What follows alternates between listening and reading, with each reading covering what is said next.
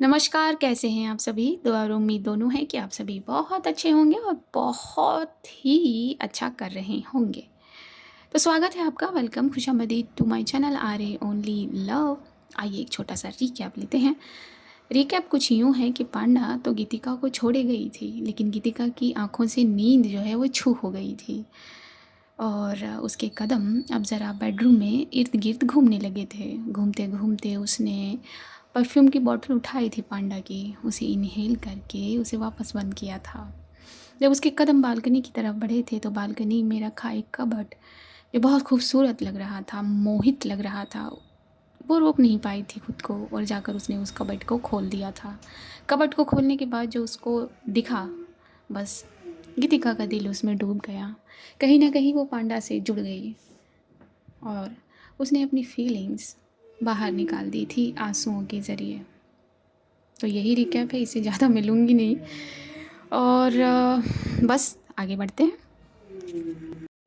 ये audio clip मैं add कर रही हूँ आगे बढ़ने से पहले। और मैंने आप लोगों के कमेंट्स पढ़े थोड़े से टाइम चुरा कर और देखा कि आप लोग इमोशनल हो गए हैं। आई नो, जब मुझे वो पार्ट रिकॉर्ड करते हुए आसानी बिल्कुल नहीं हुई थी, तो आपको सुनने में आसानी कैसे हो सकती है? तो बहुत बहुत शुक्रिया आप लोगों का प्यार देने के लिए, अपनी राय लिखने के लिए, बताने के लिए अपने दिल का हाल। और जब आप लोगों ने मुझसे इतना प्यार किया तो मैंने भी अपनी ज़िम्मेदारी समझी कि आप लोगों को आकर चेता दूँ, आप लोगों को वार्न कर दूँ कि शायद आज का ये भाग कल वाले भाग से ज़्यादा इमोशनल हो सकता है। तो ये आपके ऊपर है, आप अगर दिल गवारा करता है तो तभी जाइएगा आगे, वरना ये पार्ट आप स्किप कर सकते हैं। ज़िंदगी है, ज़िंदगी के हर कदम पर हर रंग है। तो मुझे तो बयानी करनी होगी, लेकिन आप अगर चाहते हैं, आप अपना दिल भारी नहीं करना चाहते, लेकिन वैसे मैंने इसका एक क्या कहते हैं उसे, भरपाई के लिए रखा है। मैंने लव इन लॉकडाउन का अगला भाग भी अपडेट किया है। यहाँ से दिल भारी हो जाए तो वहाँ जाकर हल्का कर लीजिए, लेकिन अगर आप आगे नहीं जाना चाहते तो मत जाइए। हाँ, ये मैं ही कह रही हूँ। तो बस मुझे यही बताना था आपको और यही कहना था। अब मैं आप लोगों का ज़्यादा वक्त लूँगी नहीं, जो सुनना चाहता है वो चलिए आगे चलते हैं। अपने रोते हुए आंसुओं को ज़रा थाम चुकी थी गीतिका और उसने साड़ी को, उस आसमानी साड़ी को अपने सीने से लगाकर वापस उसको उसकी जगह रखा था। फिर से उसकी नज़र एक बुक पर पड़ी थी जो कोई मेडिकल से रिलेटेड नहीं थी, ना ही कोई नॉवल थी। वो एक डायरी थी। उसने डायरी खोली थी। डायरी के फर्स्ट पन्ने पर ही लिखा हुआ था, आज मैंने डॉक्टर अनम को देखा। सच बताऊं तो वो कितनी खूबसूरत है। बस उस पहले पन्ने पर यही लिखा हुआ था और कुछ नहीं लिखा था। गीतिका ने मुस्कुराते हुए दूसरा पन्ना पलटा था। आज भी मैं खिड़की पर गई थी और आज भी मैंने अपनी डॉक्टर अनम को देखा। अपनी हाँ, वो मेरी ही तो है। ये भी सिर्फ एक नीले पेन से लिखे हुए लफ्ज़ थे। तीसरा पन्ना पलट चुकी थी गीतिका। आज नहीं आई वो। आज मेरी आंखों ने उन्हें नहीं देखा। मैं बहुत उदास हूँ। चौथा पन्ना पलट चुकी थी गीतिका ये पढ़कर। आज आज उन्होंने पीले रंग की साड़ी पहनी थी और वो दूर से ही फोकस दे रही थी और उनका वो रंग मेरे दिल को छू रहा था। मुझे इतना अच्छा क्यों लग रहा है मुझे नहीं मालूम, लेकिन मैं मैं बहुत खुश हूँ आज। लिखे हुए शब्द थे वो, लेकिन उनके भाव को गीतिका बाखूबी समझ रही थी। बाखूबी।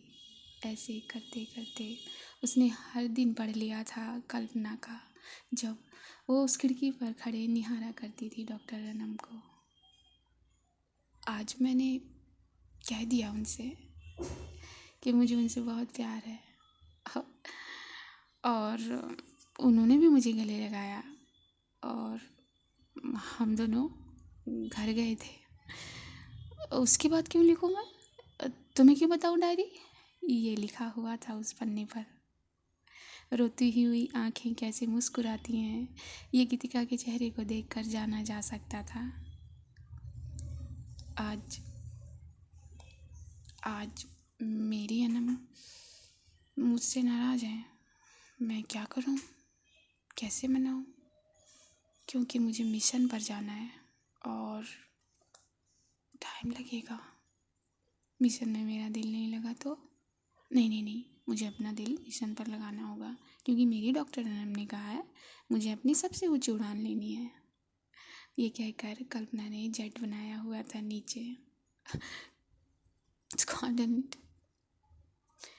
ऐसे करते करते न जाने कितने पन्ने पलट चुकी थी गीतिका।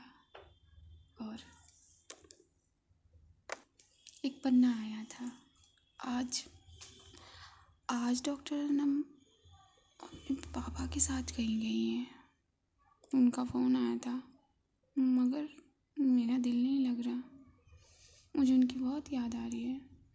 मुझे उन्हें किस करना है, मुझे उन्हें बाहों में भरना है, मुझे उन्हें मतलब गोद में बैठना है उनकी, और मुझे प्यार करना है अपने डॉक्टर अनम से। सबसे पहले उनके हाथों को चूमना है, फिर उनके होठों को, फिर हर एक चीज़ को जो मेरी है। आप जल्दी आ जाइए डॉक्टर अनम। देखना, इस दिन आप आएंगी, उस दिन मैं आपको 1 मिनट के लिए भी नहीं छोड़ूंगी। I miss you doctor Anam, I miss you. और एक इमोजी बनाया हुआ था पांडा ने उस पन्ने पर उदास हो जाने का। फिर से गीतिका की आंखों से आंसू निकले थे और उसने पन्ना पलटा था। आप आज मैंने डॉक्टर अनम को बहुत प्यार किया, बहुत। मैं तुम्हें क्यों बताऊं डायरी? बिल्कुल नहीं। मेरी डॉक्टर अनम का प्यार सिर्फ मेरी डॉक्टर अनम और मेरे बीच है। मैं किसी को भी नहीं बता सकती। हाँ, सिर्फ इतना जानो कि मैं उनसे बहुत प्यार करती हूँ, बहुत ज़्यादा। आज उन्होंने मेरा गाल भी काटा, लेकिन मुझे बहुत अच्छा लगा। अब बस इतना ही। फिर से मुस्कुरा रही थी गीतिका ये पन्ना पढ़कर। फिर उसने एक और पन्ना पलटा था। इस जहान की सबसे खूबसूरत मखलूक मेरी डॉक्टर अनम है। उन्हें बनाकर ऊपर वाले ने मुझ पर एहसान किया, और सबसे बड़ा एहसान ये कि उन्हें मेरी ज़िंदगी में भेज दिया। प्यार क्या होता है डॉक्टर अनम ने मुझे बताया है।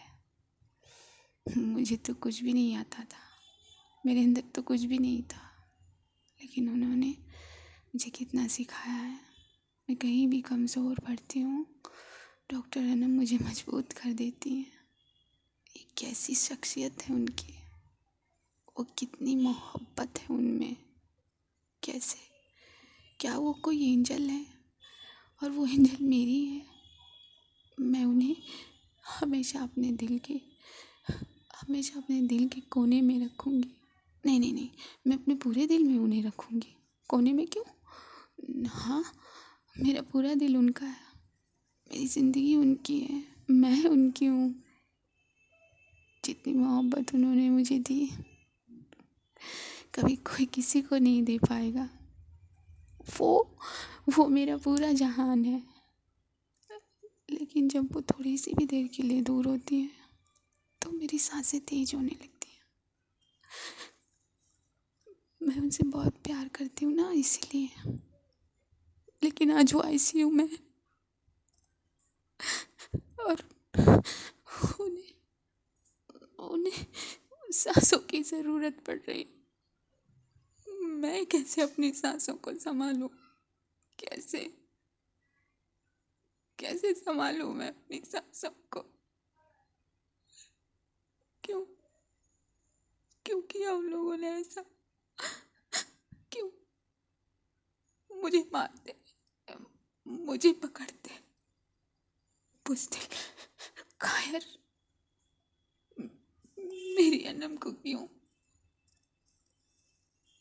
मेरी सांसें खींच कर मेरी अनम को कोई दे दे। मैं अपनी अनम के बगैर कैसे रहूंगी? ये डॉक्टर्स कहते हैं कि कुछ कुछ नहीं कहा जा सकता। कैसे कैसे डॉक्टर है ये, किसने इन्हें डॉक्टर बनाया है? वो कहते हैं मेरी अनब के दिल में गोली लगी है। कैसे? वहाँ तो मैं रहती थी ना, तो मेरे रहते हुए कैसे कैसे उन्हें गोली लग सकती है? वो मेरी है, वो जगह मेरी थी ना, तो फिर क्यों ऐसे? क्यों? क्यों भगवान, क्यों? तू मुझे ले जा, मेरी एक एक सांस ले जा, मगर मेरी अनम को मुझे दे जा। मैं उनके बगैर नहीं रह सकती, मैं उनके बगैर कैसे रहूँगी? कैसे चलेगी ये सांस? कैसे? कैसे? मैं उनके सामने रो भी नहीं सकती, किसी के सामने नहीं रो सकती मैं,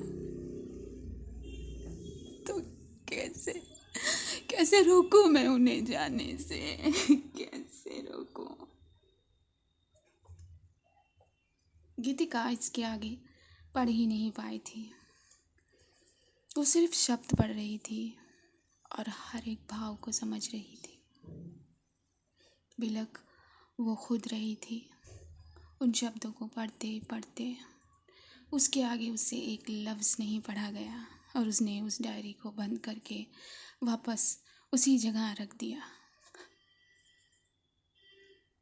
और अपनी बिलखती हुई सांसों के साथ वो फ़ोटो उठाई जिसमें अनम की बाहों में है उसकी पांडा, उसकी स्क्वाड्रन लीडर। डॉक्टर अनम ने एक बच्चे की तरह उसे अपनी गोद में लिया हुआ है, उसकी टी शर्ट को खुद पहना हुआ है और कल्पना ने सिर्फ अपना वही एक स्पोर्ट्स वियर पहना हुआ है जो अभी कुछ देर पहले चाय बनाते वक्त पहना हुआ था, सिर्फ वही। और उसने डॉक्टर अनम के बालों को अपनी मूंछ बनाया हुआ है। रोते बिलखते कैसे न कैसे गीतिका उस चेयर पर बैठ गई थी। तभी सामने सजा एक छोटा सा स्पीकर उसे दिखाई दिया था। उसने उस स्पीकर को उठाया था और उसकी प्ले बटन को ऑन कर दिया था और उसमें वही गाना गूंजा था जो पहली बार पांडा के मुंह से सुना था गीतिका ने। रेशमी जुल्फों के झरने खोल दो, होठों की पंखुड़ी से कुछ बोल दो, गर्दन की इस सुराही से कोई जाम छलक जाए, मेरी आवारा सी नजरों को शायद घर मिल जाए। ये पांडा की आवाज़ नहीं थी, ये डॉक्टर अनम की आवाज़ थी जो उसने इस स्पीकर में रिकॉर्ड की हुई थी और वही बज रही थी। एक एक लफ्ज़ के साथ गीतिका फूट फूट कर रो रही थी और उस पिक्चर को देख के, उस फ़ोटो को देखकर अपने आँखों से निकल रहे एक एक आंसू को पोंछ रही थी। लेकिन कितना पोंछती, आज लग रहा था कि ये जो झील है जिसका नाम आप बताएंगे मुझे कमेंट में, वो सब उसकी निगाहों में समा गई है, जो जमी हुई थी लेकिन आज वो पिघल गई है। बस रोते रोते गीतिका की आंखें बंद हो गईं और उसकी हेल्थ ने उसका साथ नहीं दिया, वो सो गई। शायद उसका ब्लड प्रेशर लो चला गया। वहाँ पांडा बहुत पहले ही पहुँच गई थी गिरधारी जी के पास। गिरधारी जी से कुछ बात कर लेने के बाद गौरव का बैग उसने अपनी बुलेट पर बांधा था। गौरव थोड़ा सा उदास था। हे माय लिटिल फाइटर, क्या हुआ? कुछ नहीं स्क्वाड्रन लीडर, ये कहते हुए गौरव ने अपना चेहरा दूसरी तरफ मोड़ लिया था नाराज होते हुए। अरे बाप रे, महाशय लग रहा है मुझसे नाराज़ हैं। हाँ, क्यों ना हूँ मैं, क्यों ना हूँ मैं नाराज़। आप मुझे अपने आप से दूर करना चाहती है ना, गिरधारी जी से, इन सभी बच्चों से। मैं नहीं जाना चाहता वहाँ। आप क्यों मुझे भेज रही हैं? अरे मेरी जान, मेरी लिटिल फाइटर को बहुत बड़ा फाइटर बनना है ना, स्ट्रॉन्ग लाइक मी बनना है कि नहीं? हाँ बनना है ना। चमक आई थी यहाँ गौरव की आंखों में, तो फिर उसके लिए आपको जाना पड़ेगा। हम्म? और आप तो स्ट्रॉन्ग हो, ऐसी कैसी बातें कर रहे हो आप? चलिए लिटिल फाइटर, सबको बाय बोल कर आइए, और हाँ गिरधारी जी का आशीर्वाद लेना न भूलिएगा। जाइए जाइए, लेट हो रहा है बच्चा। चलिए चलिए, उठिए उठिए उठिए। ये कहकर पांडा ने गौरव को उठाया था और खुद भी वो खड़ी हुई थी। गौरव अपने छोटे छोटे कदम लेकर जाकर अपने दोस्तों से गले मिलाया था, गिरधारी जी के पैर छूकर आशीर्वाद ले आया था और फट से आकर कूद कर बुलेट पर बैठ गया था। अच्छा गिरधारी जी, आप ध्यान रखिएगा सभी बच्चों का। और कोई भी ज़रूरत हो, कुछ भी लगे, सिर्फ एक कॉल करिएगा। हाँ, पांडा ने बड़ी धीरे धीरे गिरधारी जी से ये बात कही थी। हाँ, तुम भी अपना ख्याल रखना बेटा, वैसे इस शैतान की बहुत याद आएगी। शैतान है ही ऐसे हैं, लेकिन बहुत ज़रूरी है इन्हें वहाँ ले जाना। इनमें बहुत बहुत आग है, और मैं जानती हूँ गिरधारी जी, ये बहुत आगे जाएंगे, और मैं चाहती हूँ कि जाएं। हाँ बेटा, जो तुम चाहती हो वो ज़रूर होगा। जाओ, खुश रहो, भगवान तुम्हें बहुत बड़ी ज़िंदगी दे। बस इसी तरह आशीर्वाद देते रहिए। अब मैं चलती हूँ। फटाफट से पांडा ने बुलेट को स्टार्ट किया था, गियर चढ़ाई थी अपने बूट से, और कर दिया था अपनी बुलेट को इस हवा के सुपुर्द। चलने लगी थी तेज तेज, और हल्की फुल्की बातें किए गौरव से पहुंच गई थी हॉस्टल। उतरी थी वहाँ, गौरव का चेहरा फिर उतर आया था।